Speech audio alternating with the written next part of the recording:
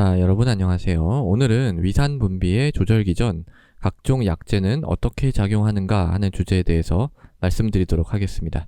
자, 제가 이제 위산 분비가 이제 단순하게 일어나는 게 아니고 우리 몸에 굉장히 복잡한 어떤 조절 그 과정을 거쳐서 일어난다라는 측면에 대해서 말씀을 드렸습니다. 그러니까 이제 요게 이제 지난번에 그렇게 말씀드린 내용인데요. 간단하게 리뷰를 해볼게요. 자, 여기서 제일 중요한 세포가 뭐죠? 이게 벽세포죠. 이 벽세포에서 바로 물을 갖다가 가수분해해가지고 이 수소이온, 즉 산을 만들어낸다 라고 얘기를 했습니다.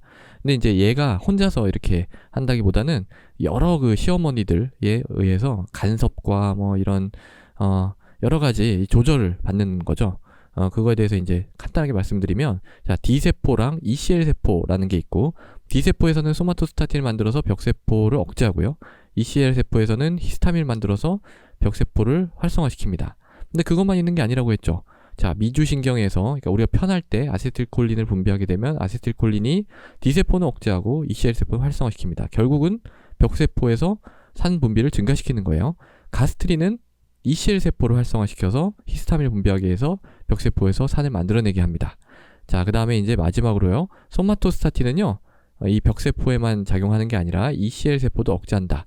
그리고 이제 프로스타글란딘이라고 하는 그런 점막에서 있는 물질이 있는데, 그 물질은 벽세포를 억제해서 기본적으로 산 분비를 약간 감소시키는 그런 역할을 한다라는 게 이제 지난번까지 말씀을 드린 거예요.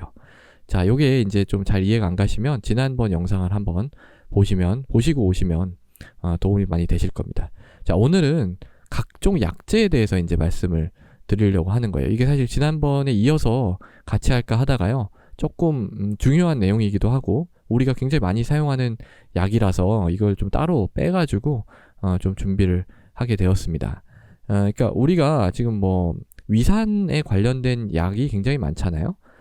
이게 이제 사실은 이 내과에서 처방하는 약의 거의 뭐 제 생각에는 한 30% 정도 차지하는 것 같아요.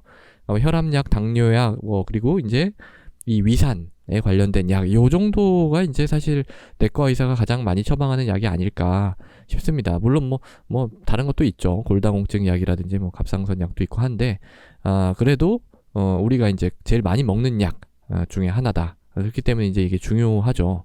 우리가 제일 많이 먹는 약이 어떻게 작용하는지 좀 알아야 되니까. 그거에 대해서 오늘 전부 말씀드리는 건 아니고 요 기전으로 설명드릴 수 있는 것만 말씀드릴 거예요. 자, 그 중에 뭘 제일 먼저 말씀드린 거냐면은요. 자, H2 수용체 기량제라는 게 있어요. 기량제라는 게 있어요.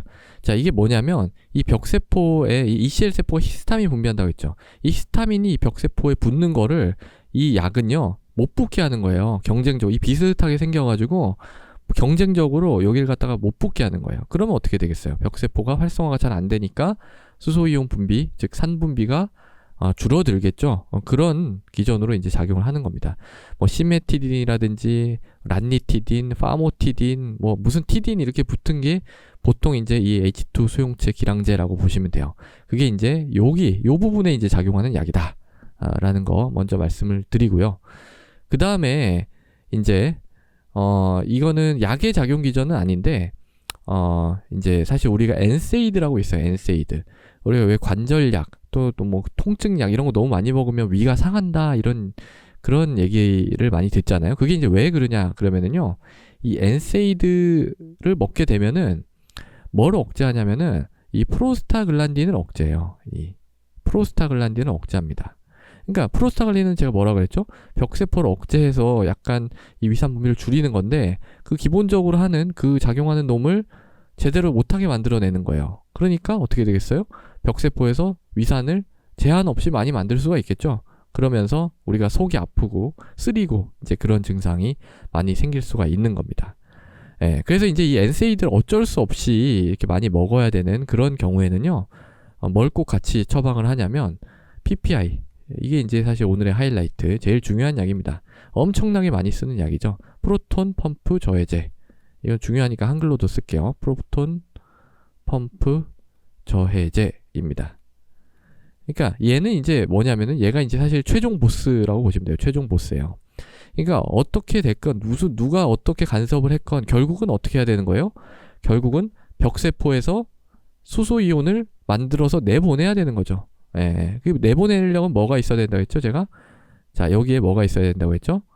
여기에 H, 그 다음에 K, HTPA, 이게 있어야 된다고 했어요. 이 효소가 있어야지 수소이온을 하나 내보내고 또 포타슘 이온 하나 끌어당겨서 받고 이렇게 1대1로 교환하면서 에너지를 써가면서 이렇게 내각 내의 산도를 유지할 수 있다라고 말씀을 드렸습니다.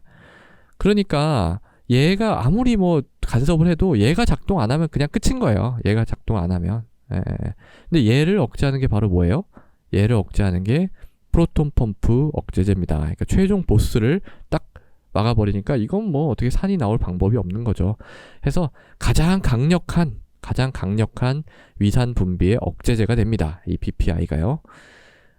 그리고 이제 미국에서는요, 이 PPI가 그냥 오버 더 카운트 드럭이에요. 그냥 뭐 이렇게 편의점 같은 데 살 수 있어요. 우리나라에서는 그렇진 않죠. 우리나라에서는 이 PPI는 의사의 처방이 있어야 살 수가 있습니다. 하지만 이제 뭐 처방, 이 보험에 그렇게 제한은 그렇게 까다롭진 않아요. 그러니까 뭐 물론 기준은 있어요. 기준은 있지만 증상이 있으면 대다수 그냥 사용할 수 있는 것으로 그렇게 이제 물론 뭐 아주 제한이 없는 건 아니지만 그래도 뭐 그렇게까지 많은 제한을 두고 있지는 않습니다. 예. 그래서 이제 제가 기회가 되면은 이 PPI를 장기적으로 사용했을 때 발생 가능한 그런 문제점, 이런 것들에 대해서 조금 정리를 해가지고 말씀을 드릴 계획에 있습니다. 그래서 오늘은 일단 위산 분비 조절하는 그런 기전을 말씀을 드리면서 같이 이런 약제들이 어떻게 작용하는지에 대해서 살펴봤습니다. 감사합니다.